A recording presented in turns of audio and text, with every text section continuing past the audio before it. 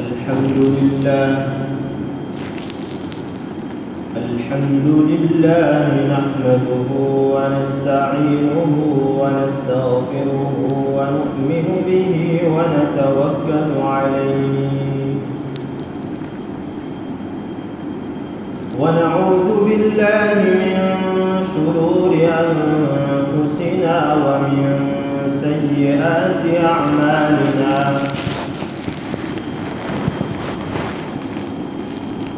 من يهده الله فلا مضل له ومن يضلله فلا هادي له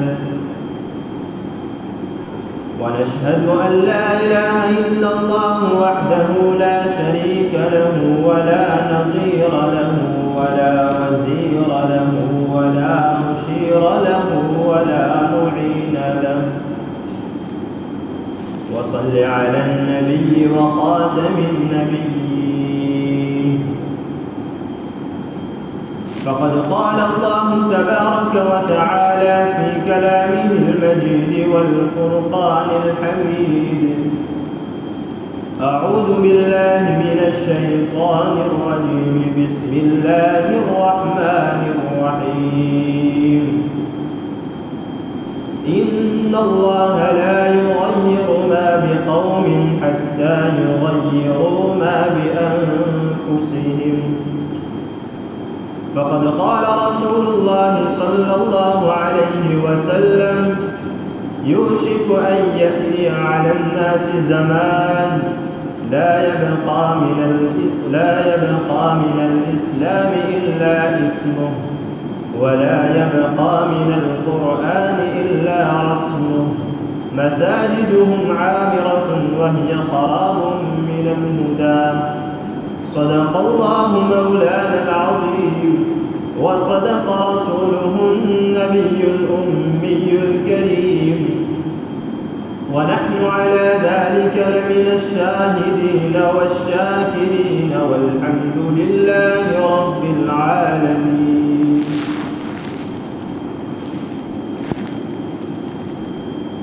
بزرگان دین اور قابل احترام علماء کرام،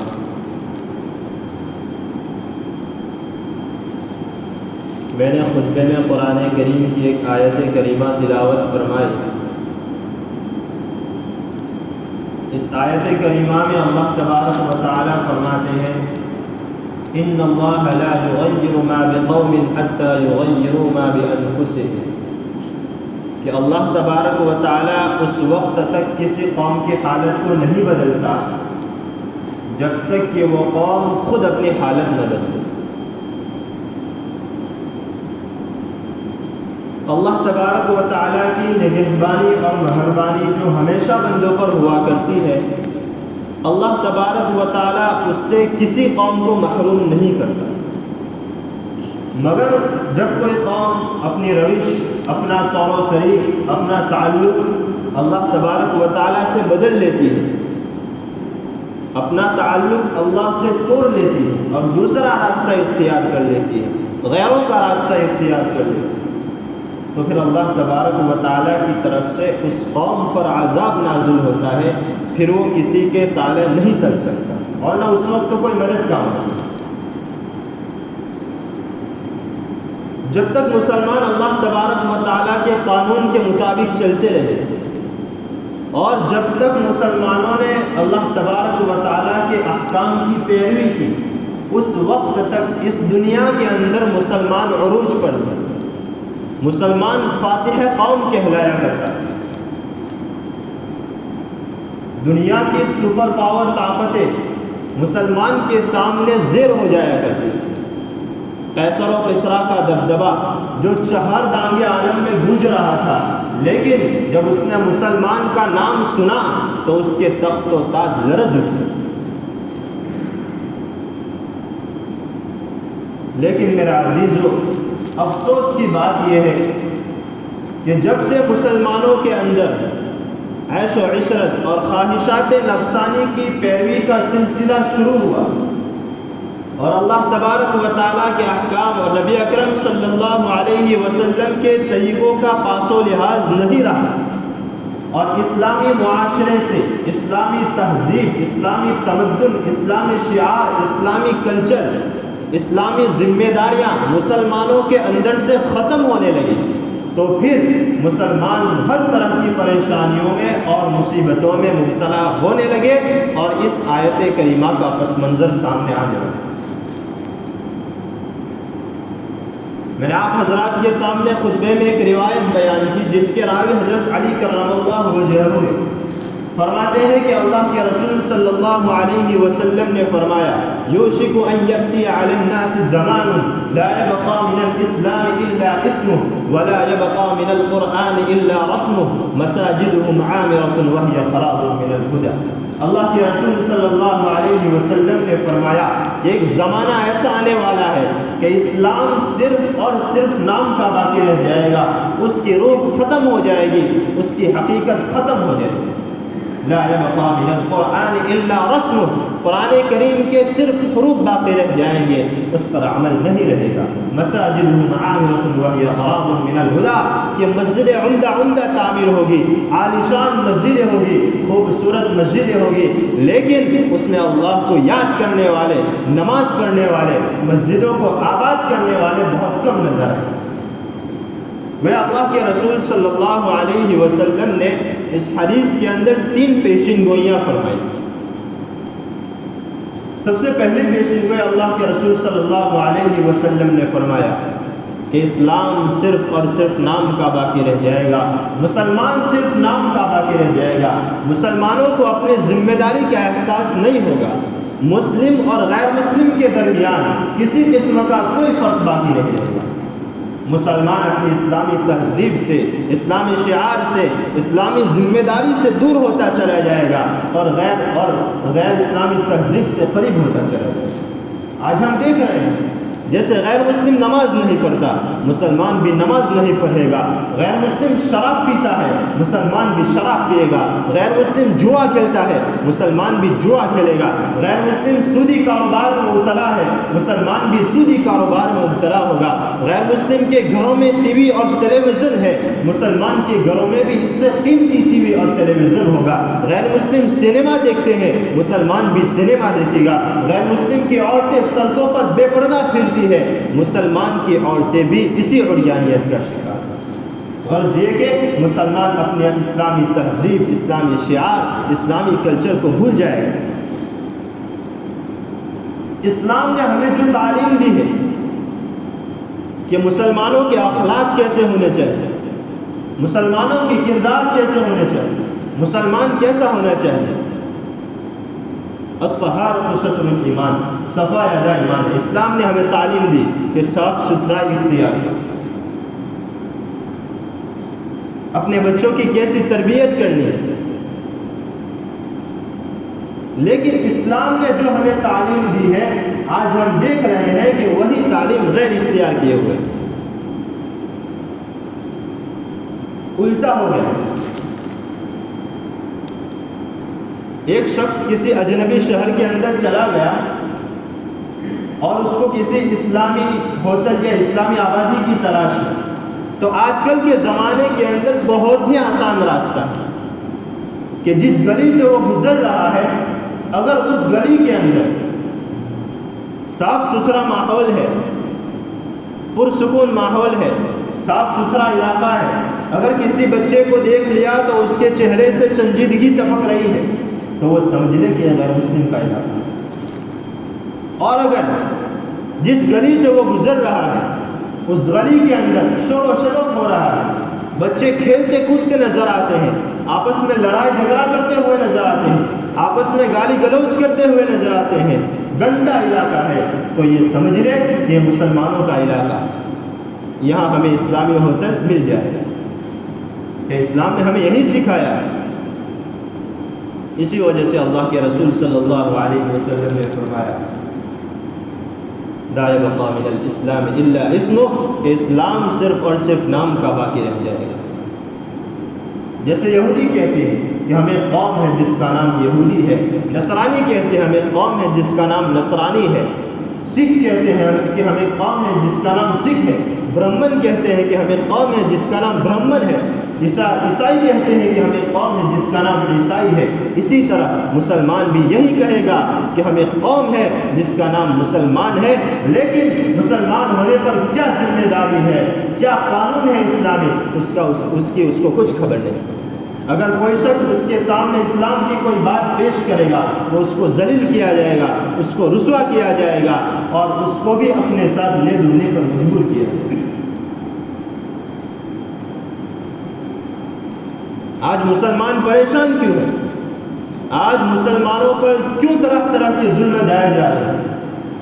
آج مسلمان ہی کیوں پریشانیوں کے اندر مبتلا ہے؟ ایشیا کے ممالک میں سے کسی بھی ملک میں اگر آپ دیکھ لیں، اگر کوئی قوم پریشان ہے تو مسلمان۔ افریقہ کے ممالک میں سے اگر کسی ملک میں اگر کوئی قوم پریشان ہے تو اس کا نام بھی مسلمان۔ امریکہ کے ممالک میں سے کسی ملک میں اگر کسی قوم پر ظلم ڈھایا جا رہا ہے، اگر کسی قوم کو پریشان کیا جا رہا ہے تو اس کا نام بھی مسلمان۔ چاہے اندلس ہو، فلسطین ہو، دنیا کے کسی بھی کونے میں آپ دیکھ لو، اگر کوئی قوم پریشان ہے تو اس کا نام مسلمان ہے۔ لیکن ان حالات کے باوجود مسلمانوں کو کبھی اپنی ذمہ داری کا احساس ہوا؟ مسلمانوں کو اپنی کمزوری اور اللہ تبارک و تعالیٰ کی حکم عدولی کا احساس ہوا؟ نماز اللہ رب العزت نے مسلمانوں پر فرض کی ہے، غیر مسلم پر نہیں۔ روزہ اللہ رب العزت نے مسلمانوں پر فرض کیا ہے، غیر مسلم پر نہیں۔ زکوٰۃ اللہ رب العزت نے مسلمانوں پر فرض کی ہے، غیر مسلم پر نہیں۔ حج اللہ رب العزت نے مسلمانوں پر فرض کیا ہے، غیر مسلم پر نہیں۔ لہٰذا اگر کوئی غیر مسلم نماز پڑھتا ہے اس کی نماز صحیح نہیں، روزہ رکھتا ہے روزہ صحیح نہیں، حج کرتا ہے حج صحیح نہیں، زکوٰۃ ادا کرتا ہے زکوٰۃ صحیح نہیں۔ کیوں؟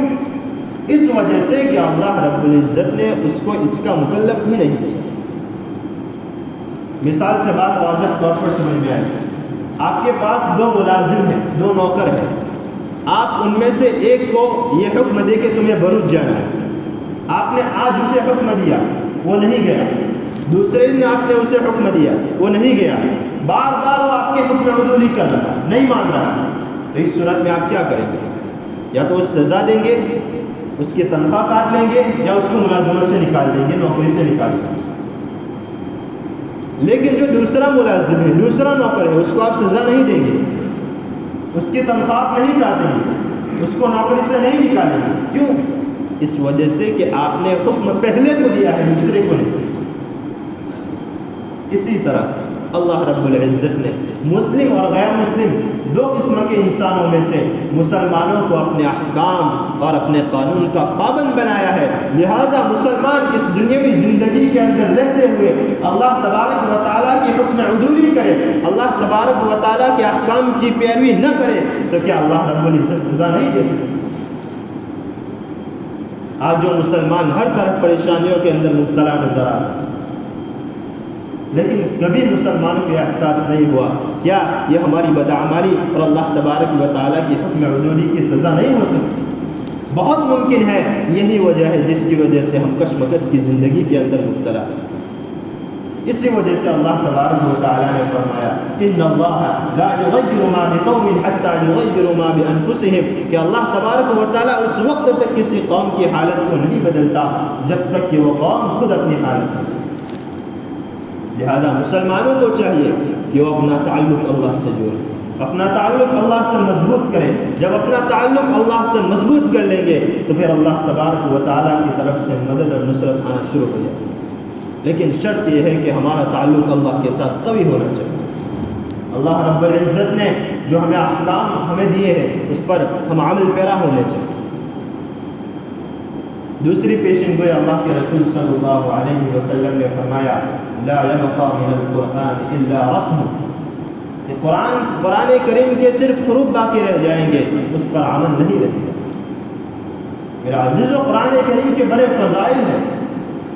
حضرت ابن مسعود رضی اللہ تعالیٰ عنہ فرماتے ہیں کہ اللہ کے رسول صلی اللہ علیہ وسلم نے فرمایا من قرأ حرفا من کتاب اللہ فلہ حسنۃ، جو شخص قرآن کریم کا ایک حرف کرے اس کو ایک نیکی، والحسنۃ بعشر امثالها، اور ایک نیکی 10 نیکیوں کی برابر، گویا ایک حرف پڑھنے پر 10 نیکیاں۔ پھر اللہ کے رسول صلی اللہ علیہ وسلم نے آگے فرمایا لا اقول الف لام میم حرف، میں یہ نہیں کہتا کہ الف لام میم ایک حرف ہے، بلکہ الف حرف و میم حرف و لام حرف، الف ایک حرف ہے، میم ایک حرف ہے اور لام ایک حرف ہے۔ گویا اگر کسی شخص نے الف لام میم پڑھا تو اس کو 30 نیکیاں ملی۔ قرآن کریم اللہ تبارک و تعالیٰ کی بہت بڑی نعمت ہے، لیکن اللہ کے رسول صلی اللہ علیہ وسلم نے فرمایا کہ اس کے حروف باقی رہیں گے، اس کی جو روح ہے، اس پر جو عمل ہے، وہ مسلمانوں کے اندر باقی نہیں ہے۔ آج ہم دیکھ رہے ہیں قرآن کریم خوب دستیاب ہے، قرآن کریم پڑھنے والے، قرآن کریم رکھنے والے، قرآن کریم کو حفظ کرنے والے طلباء بھی ہیں، قرآن کریم کے حفاظ بھی ہیں، لیکن قرآن کریم کو اپنی عملی زندگی کے اندر لانے والے نہ ہونے کے درجے میں۔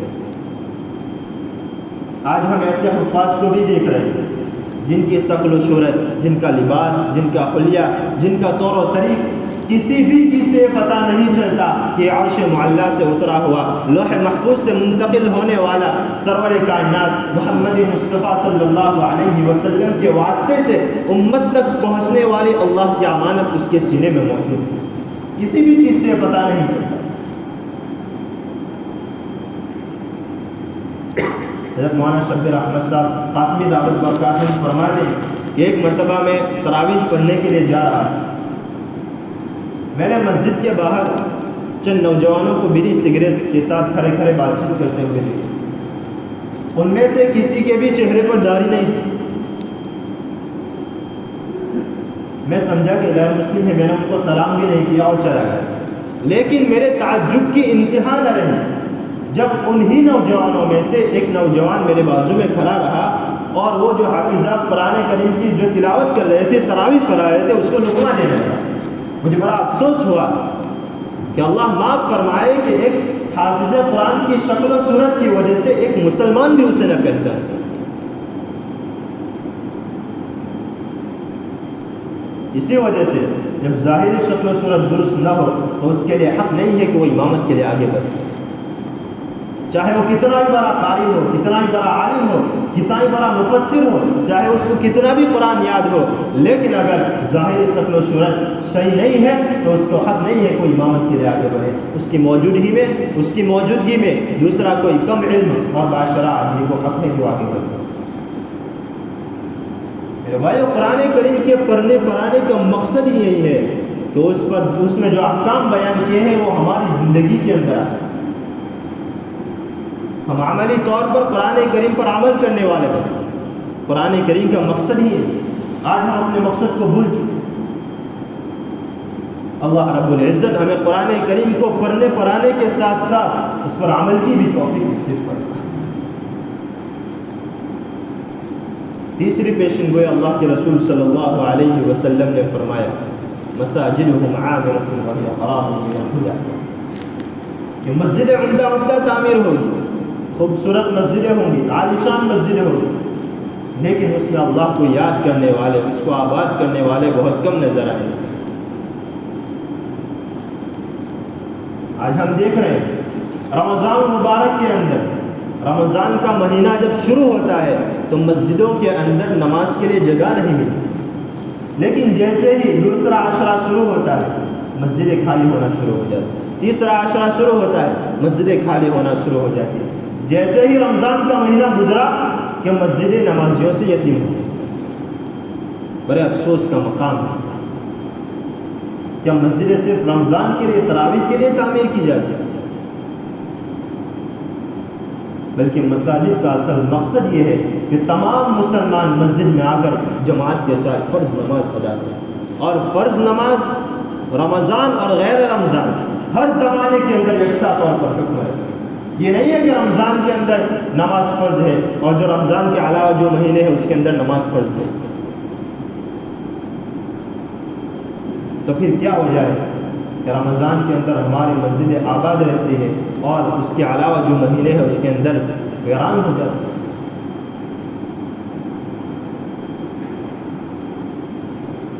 حضرت ابو ہریرہ رضی اللہ عنہ فرماتے ہیں کہ اللہ کے رسول صلی اللہ علیہ وسلم نے فرمایا ارأيتم لو ان نهرا لباب احدكم يغتسل منه كل يوم 5 مرات۔ اللہ کے رسول صلی اللہ علیہ وسلم نے فرمایا کہ اگر تم میں سے کسی شخص کے گھر کے سامنے ایک نہر جاری ہو اور وہ اس میں 5 دفعہ غسل کرے روزانہ 5 دفعہ غسل کرے، تو کیا اس کے بدن پر میل کچل باقی رہے گا؟ هل يبقى من دونه شيء؟ اس کے بدن پر کچھ میل کچل باقی رہے گا؟ قالوا لا يبقى من دونه شيء. صحابہ کرام نے عرض کیا ہے رسول اللہ صلی اللہ علیہ وسلم وہ روزانہ 5 دفعہ غسل کرتا ہے تو اس کے بدن پر تو کچھ بھی میل کچل باقی نہیں ہے.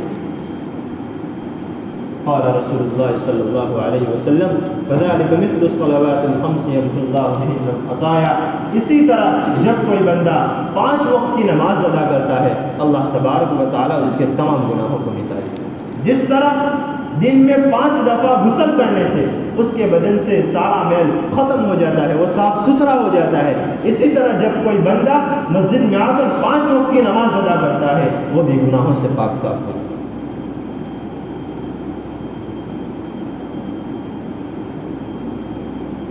اس لیے میرے بھائیو آج بہت ضروری ہے کہ ہم 5 وقت کی نمازوں کا اہتمام کریں. اللہ تبارک و تعالی ہم تمام کو 5 وقت کی نماز خشوع اور خضوع کے ساتھ ادا کرنے والا ہے. تو میرا عزیزو اس حدیث کے اندر نبی اکرم صلی اللہ علیہ وسلم نے 3 پیشین گوئیاں فرمائی. اب مسلمانوں کو چاہیے کہ ان 3 پیشین گوئیوں کو سامنے رکھ کر اپنی زندگی کو درست بنانے کی فکر کرے، درست بنانے کی کوشش کرے. اللہ تبارک و تعالی ہم تمام کو نبی اکرم صلی اللہ علیہ وسلم کی ہدایات پر چلنے کی توفیق نصیب فرمائے. آمین. وآخر دعوانا الحمد للہ رب العالمین.